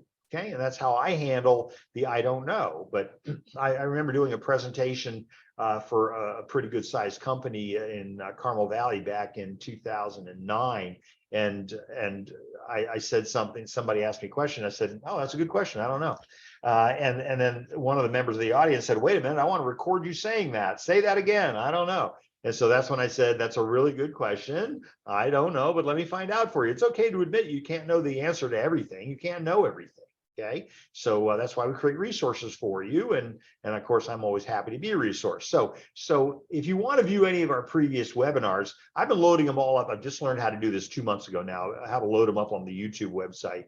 And so get your QR code reader ready. There's a QR code. I learned how to do that too about 2 months ago. If you point your phone at it and you have your QR code reader on, it'll take you right straight to the YouTube website, or you can type in on your browser window at Burke Real Estate Consultants Inc. That'll get you there as well. Or you can go to bit.ly/real-estate-ed. And again, I had to create all these because my RPA class was approved by the Department of Real Estate for 5 hours of continuing education. And so, I have to have a place to post the application if you want to attend the class. And so that's why we created all these little websites. So case is important. You'll notice that these are all lowercase. And please remember, if you would do me a favor, like and subscribe, and thank you to everybody who has done that. Liking just makes it look good, for generally, I don't get paid any money for it. Subscribe says that as I load the new videos up, you will get notified of the new video. There's no email blasts or anything like that. You'll just get notified that there's a new video. And so subscribe is a good thing. So anyway, I want to thank everybody who has done that already. And if you haven't, please go to it, and I'm happy to share my information with you there. If you have any other subjects you think would be of interest, please let SDAR know. I don't work at SDAR, but send them an email, copy me, whatever. Happy to help in any way that I can. And then I do have a weekly email update, but I don't put people on it unless they ask to be put on it. So if you want to receive my email, it only comes out once a week. And I think was it Vanessa who asked the question earlier about Stephanie? The class is full, and so. Christy, thank you. That's so nice of you. Christy made a very nice comment in the Q&A field. Thank you. And again, I want you to do well. I always say, I want you to look good. Why? Because if you look good, you make me look good. I want you to look good. I really do. So I will help you look good. Okay. So, anyway, if you're getting the newsletter, it contains a direct link. You click on the link, and then it takes you right to the sign up page. You skip the the class is sold out message. And I teach a lot of classes. And so again, after I teach them, I load them up onto the YouTube website, but I always felt that the value was really in the ability to ask me questions as we went along. And I remember our former education director saying that, that's the benefit of Kevin's class, is that he's there to answer questions. And so I want to help you. I want you to do well. Okay. So for another course, let me know. Oh, hi, Vanessa. Okay, Vanessa's making a really good question, a good point. So she says, I sent you an email regarding documents for another course. So if you send me an email and I did not respond to it, please don't take it personal. Send it again. Just please do that. I have an attorney that sent me an email 2 weeks ago and I haven't opened it yet. So, I've got all these, they want me to, defend a brokerage. And so I just haven't had a chance to open it, but I want to hear from you, the attorneys. So, but send it to me again, if you wouldn't mind, or just poke me or call me and leave me a voicemail. But I do want to respond. If I don't respond, it means I've missed it somehow. I want to respond to you. Okay. So thank you, Vanessa, for bringing that up. So again, resend, or I'll try to remember it as I get off of this here, but all of the information that gets put in the Q&A, when you type that stuff in, I lose all of that when I log out. So can't put email, you can put email addresses in there, but I'm not going to remember them. So please send me an email. It's the easiest way to do things. I am happy to help you. It's my whole career goal. And again, I want to thank you for being here. I will be back today at 2 o'clock.